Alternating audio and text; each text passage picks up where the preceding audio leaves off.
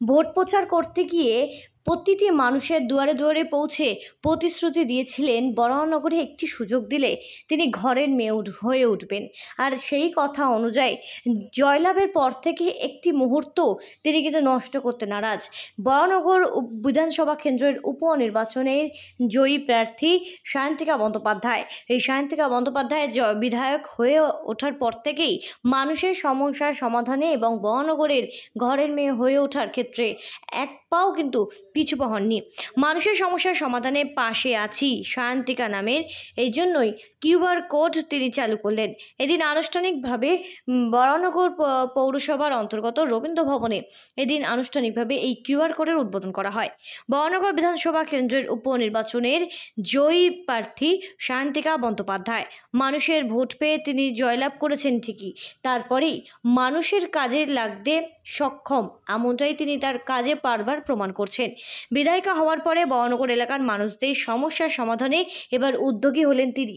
করলেন একটি নতুন উদ্যোগ নিলেন তিনি, চালু করলেন কিউআর কোড, যার মাধ্যমে অ্যাপের মাধ্যমে সরাসরি বরাহনগর বিধানসভার অন্তর্গত মানুষেরা যে কোনো রকম সমস্যার কথা সরাসরি জানাতে পারবেন বিধায়িকাকে।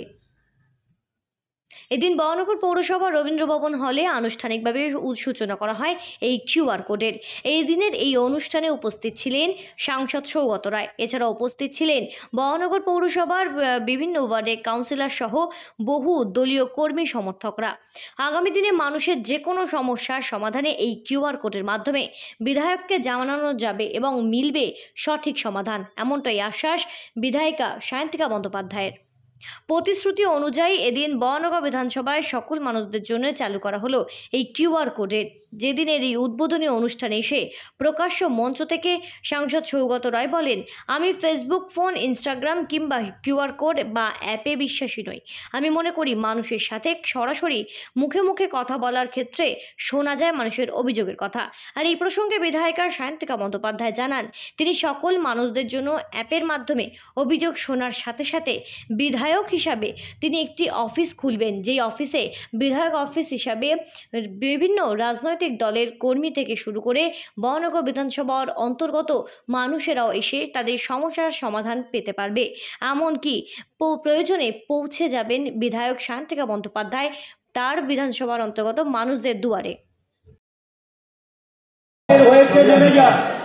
পাশে আছে সায়ন্তিকা, আমার প্রথম প্রয়াস, নির্বাচিত হওয়ার পর আমার প্রথম প্রয়াস, এবং এটা একটি কিউআর কোড আজকে আমরা লঞ্চ করলাম, যেটা স্ক্যান করেই খুব সহজেই আমার অবধি মানুষের সমস্যা তারা পৌঁছে দিতে পারবেন। এবং অবশ্যই এখানে আমার বিধায়ক অফিস আমরা খুঁজছি, আমরা কিছুদিনের মধ্যেই সেট আপ করে নেব।